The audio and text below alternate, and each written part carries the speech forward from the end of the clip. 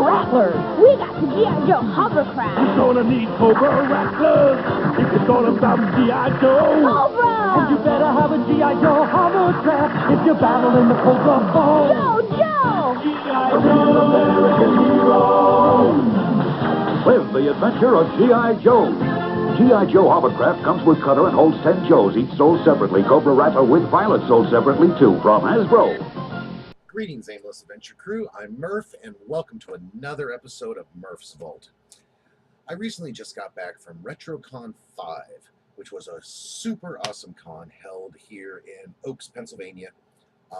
It is a rather mid-sized, small to mid-sized con, all about retro gaming and toys from the 70s and 80s, even up into the early 90s. This con, I can do a whole review on it. Let me just say the people were wonderful. There was a great atmosphere there. And if you're into retro gaming, i.e. Atari, ColecoVision, and Television, the original NES, even the Super NES and N64, even the original Odyssey systems. Yeah, the Odyssey 1. How many of you have ever seen one of those? You could find it there in addition to all the other games. Now, in addition to that, it's also retro toys. As you know, I'm the big toy guy. I went nuts at this convention. There was finds there that I haven't been able to find in a long time. The dealers were very nice. I'm going to go on with a lot of episodes of what I picked up there. The first toy I was really super excited to get. I've been wanting to get it for a while, but could never find it complete enough where I was willing to pull the trigger and pick one up.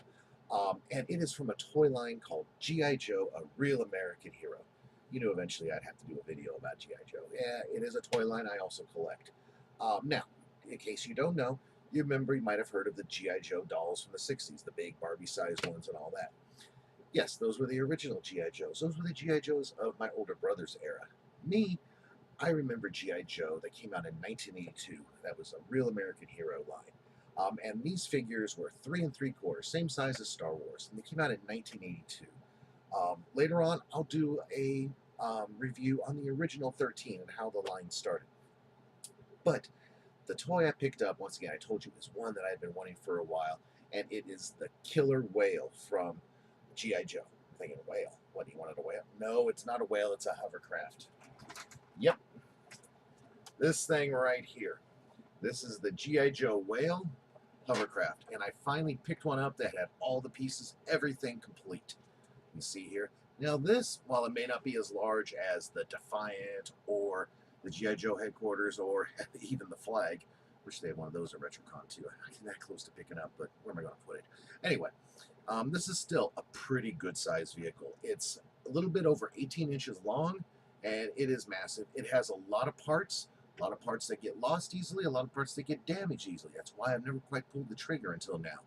But this has been one of the vehicles I've been wanting to get for quite some time. The Whale comes with a figure. I'll pull him out here. His name is Cutter. He has a little life vest on. I already had one of these with the file card, but this came with the vehicle, so I have him in the vehicle as I have the vehicle on display. I'll go over some of the features of the Whale. Now, first off, in the commercial, it looked like it floated on water. I haven't tried it myself, but all the reviews I read online says it don't. Maybe it does. I'm not going to take a chance. So, but that's what it looked like in the commercial. But going from front to back, I'll show you some of the features. In the front here, we got a couple hatches. This very bottom hatch opens up, and with a button here on top, it shoots out a spring-loaded sled that you can have an action figure in. That's supposed to shoot out right there that the action figure can be on. Pretty cool little feature. Stick that back in there. It also has a boarding ramp and hatch for the inside. Lift up that hatch. There's the boarding ramp. And there you have it. And it has pegs inside here and has room for you to put your Joes inside there standing up. Little transport vehicle because it is a hovercraft transport. We got a couple guns here on the side that can raise up. Take fire at them Cobras as they come. We got a couple machine guns here that you could put a figure in. They're kind of tight, but they turn around.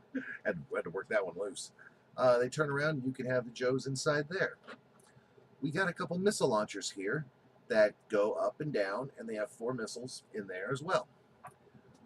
On the side here, we actually have depth charges that you can launch, or it's gravity fed, and it drops off depth charges onto the ground. Pretty cool.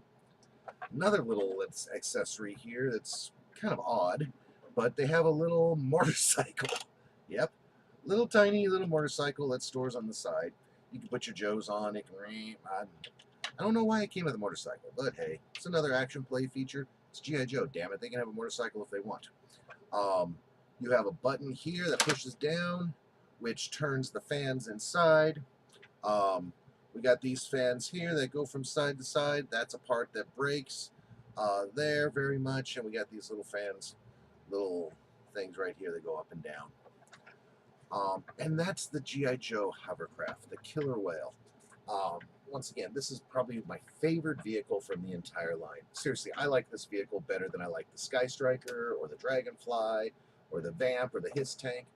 This has been one that I've been wanting for a long time, and I was glad I was able to find it. I actually have it over here on display next to my Death Star from the Kenner Star Wars line, another one of my favorite toys.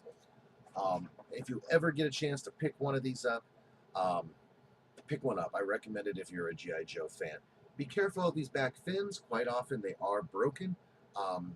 Might be kind of avoidable though. I mean, most of them out there are, but that's something to look for. Also, make sure that all the parts are present. If you don't know if all the parts are present, there's a really good website called yojo.com where you can look up every single vehicle and accessory, every single figure, and see all the parts and pieces they came with, so you can make sure that they're all complete or what you need. Anyway, let me put this thing down. It's heavy right now. But anyway, that's it for a real brief toy review. Join me next week when I will be talking about another toy from Murph's Vault.